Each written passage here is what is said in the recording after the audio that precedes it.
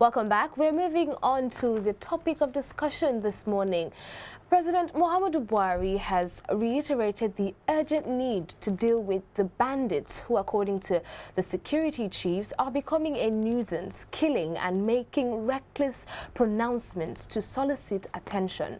He directed the security chiefs to find tactics to solve the security challenges in the country, particularly in the northwest and north central.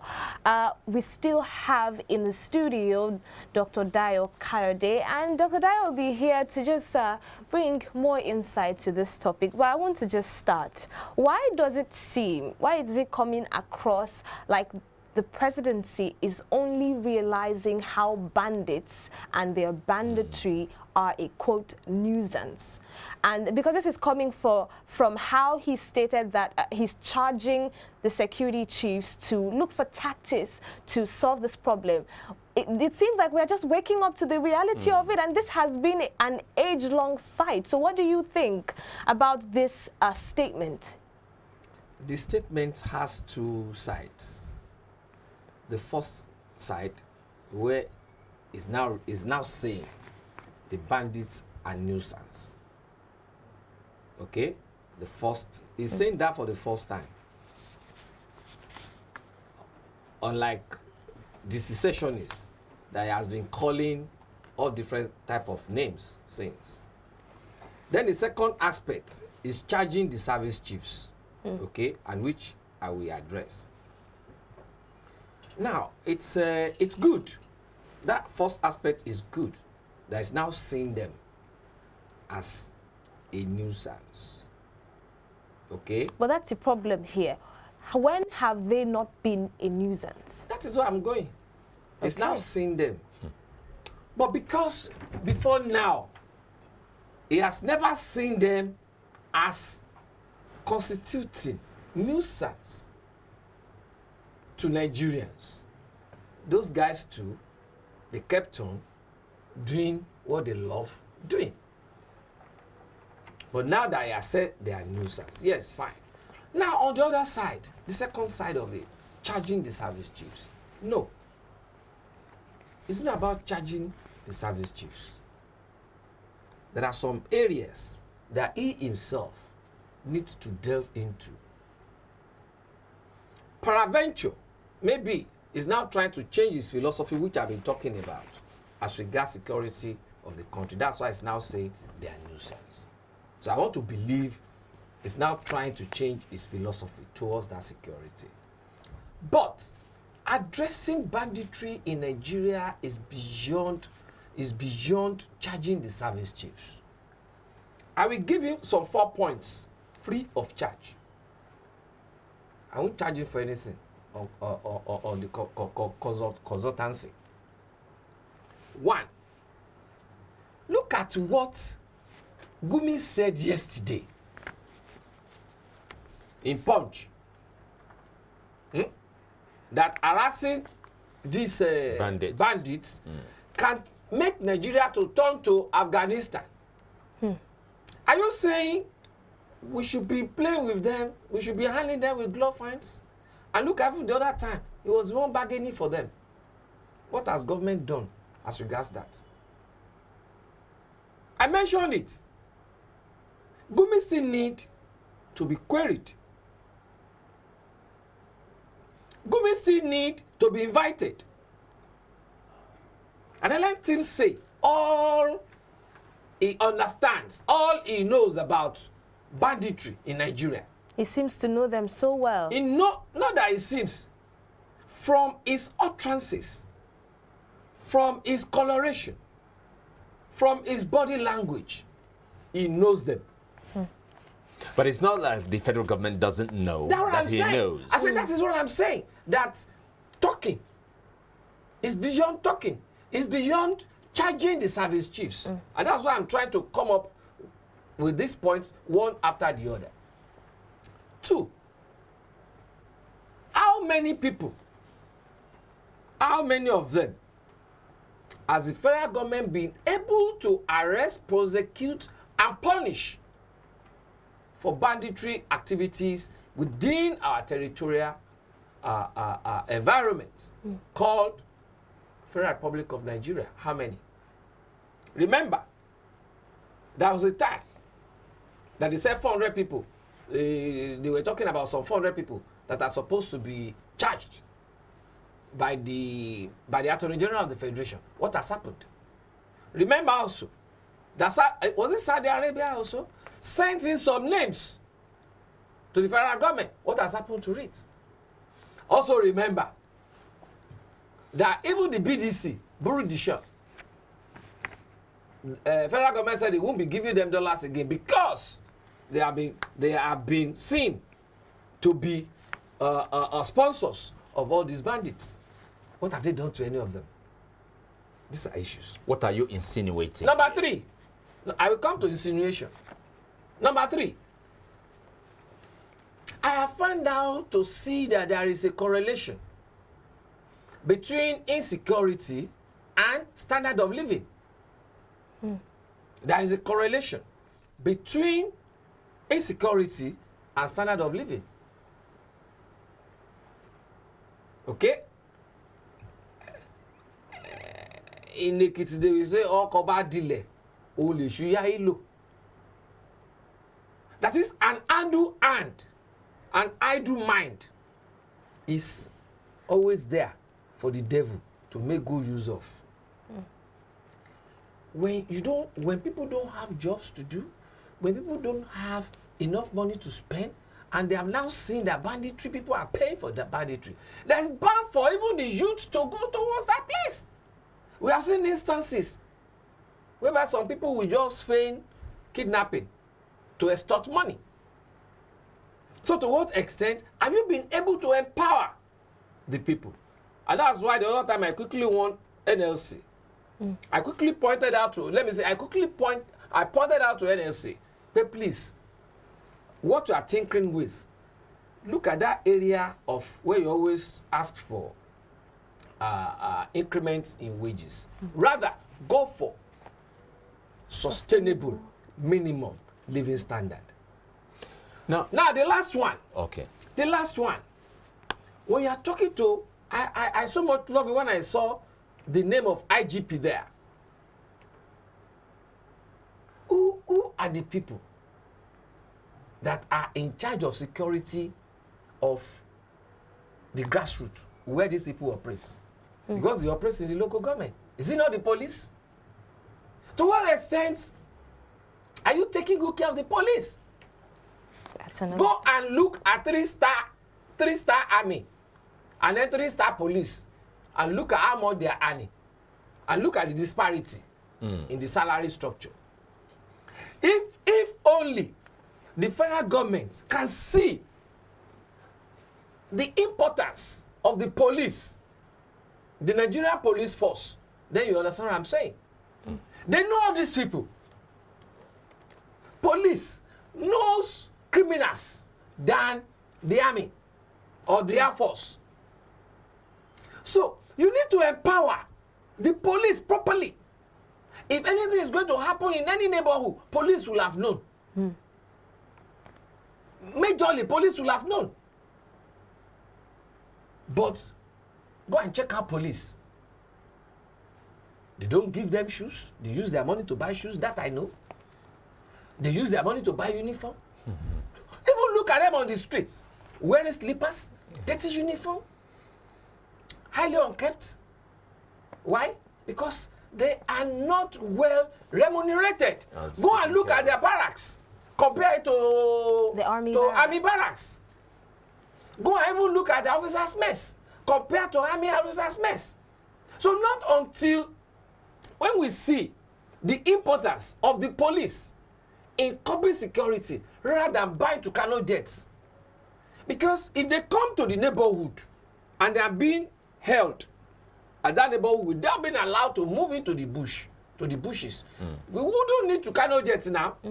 All right, now. You don't understand what I'm saying? So the president needs to look at all these areas to be able to successfully tackle insecurity in Nigeria. Thank you very much. Now, it's not long the Nigerian Air Force took delivery of the first batch of 6 Tucano Jets. A29. I will learn that some others are jets. coming very soon. Yeah, the second batch is underway. How effective have they been using it? No, how have these Kanu These jets 6. been, and how efficient has this made the Nigerian Air Force? Well, there's no way I'll be able to answer that because the news I got was that they are still trying to service those Kanu jets. I didn't get that. The news, the information I have with me is that they are still trying to test running them. test run all those Kanu jets. While. But I think So I wouldn't know how effective those things had been. aren't they supposed to test them first before knowing whether they should bring them to Nigeria or not? But you know I think it's for our Air Force to get used to them. No, which Air Force? Did they not practice with you before They're supposed to. Let me tell you, you know, there are a lot of things that work there. But when you bring, we were discussing sometimes. I think about last week or so.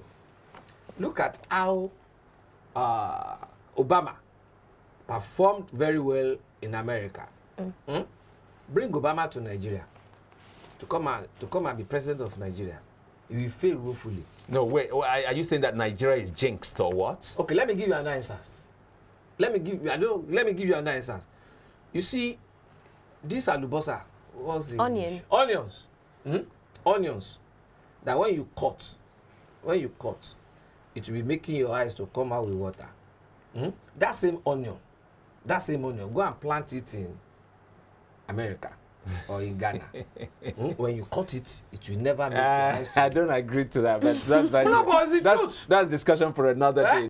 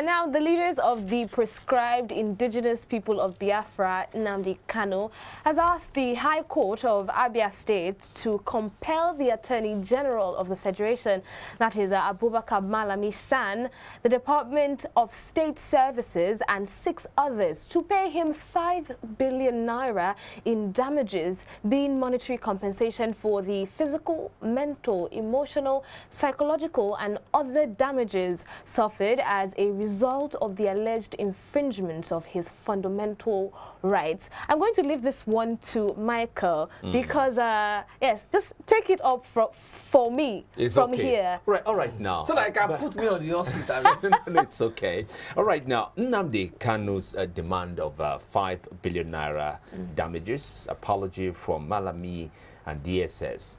How justifiable are these demands? Yeah, before we can know how justifiable they are, we have to first of all understand why is he being held.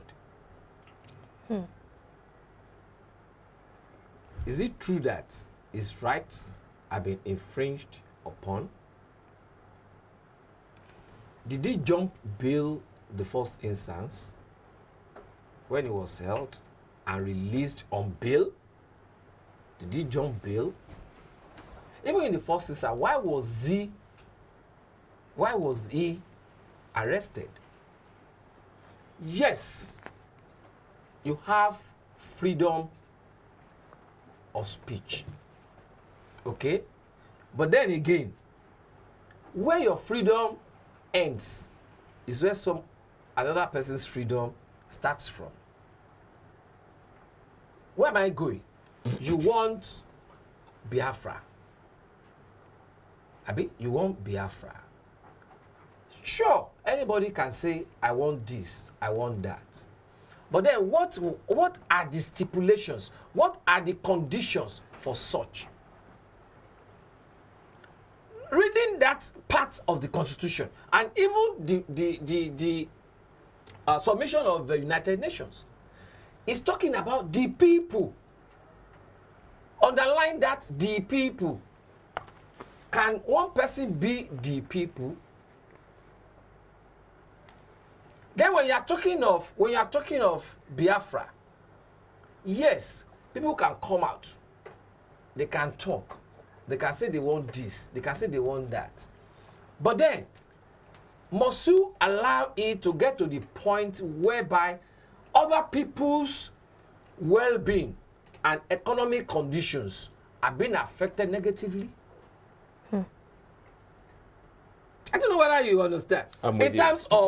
In terms of closing up economic activities and telling people not to come out. Are you a state actor?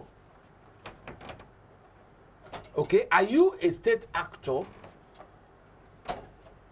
The state actors within that region,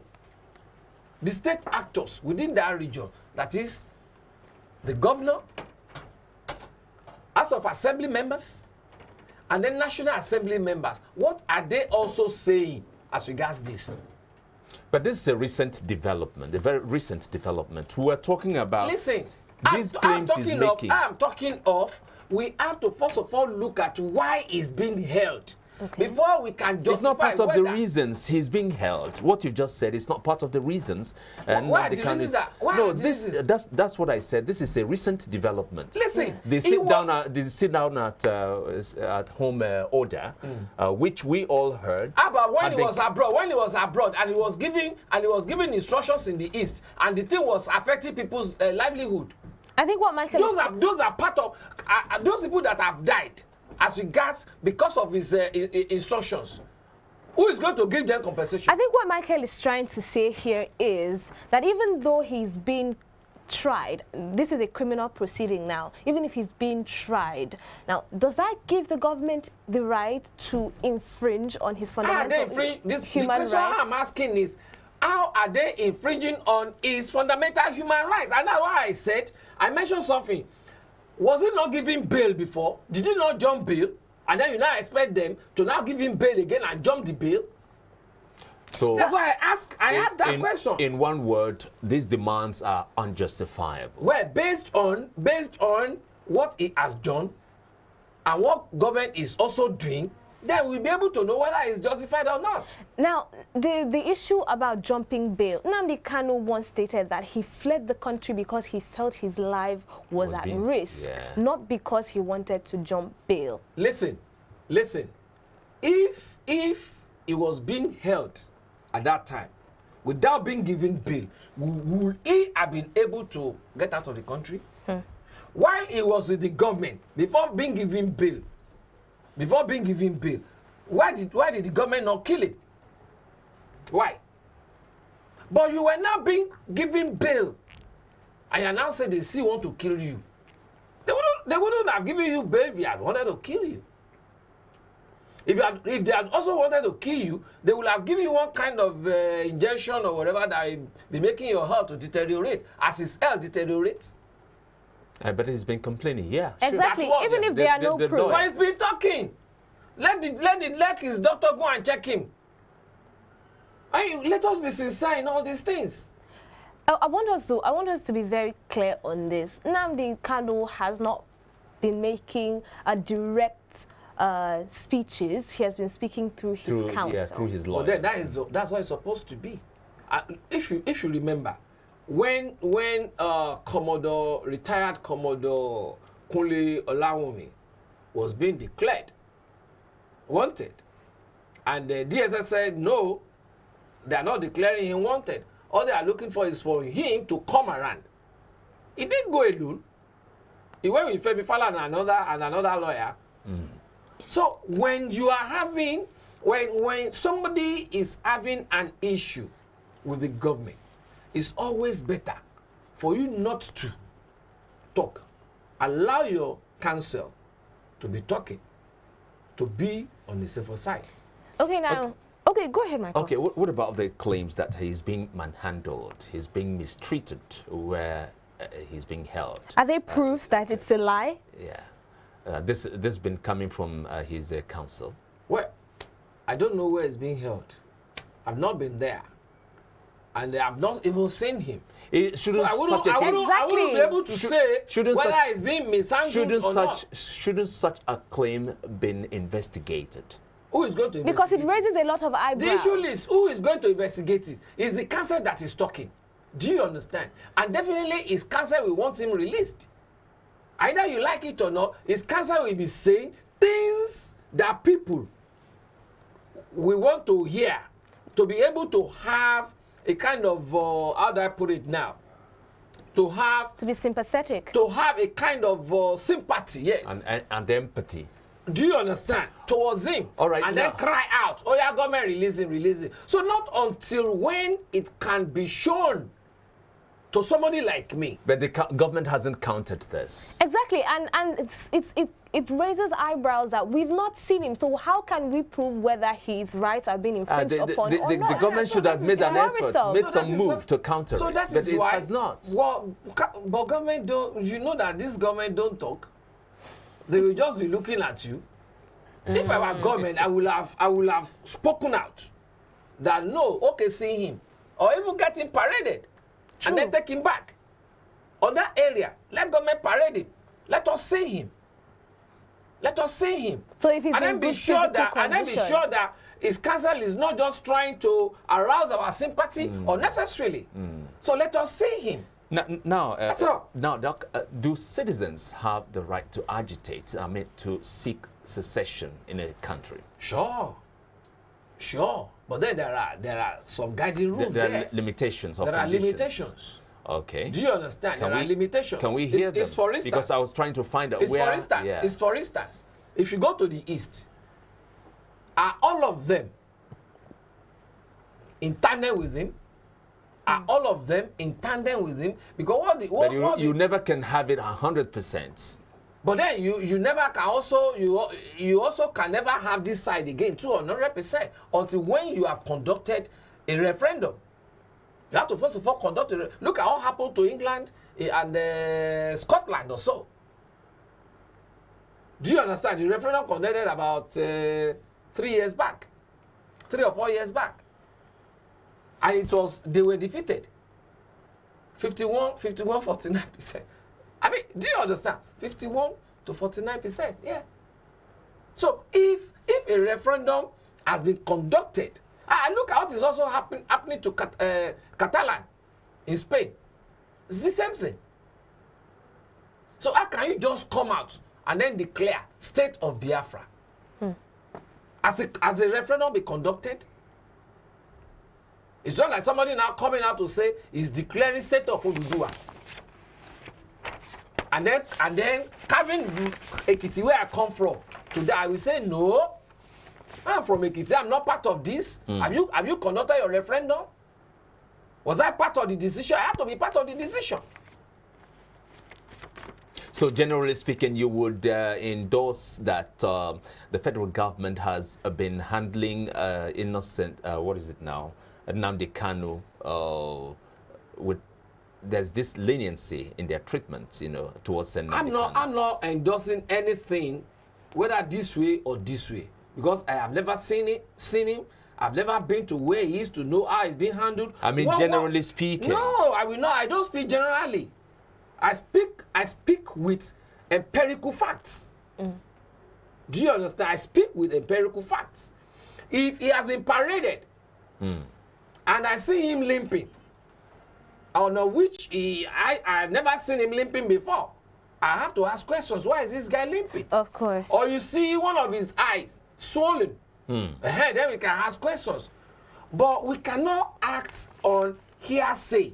True. Now, What's is a council? He said we cannot. Somebody like me will not act on it. The federal government is the one prosecuting it. Briefly, please. And that is in Abuja.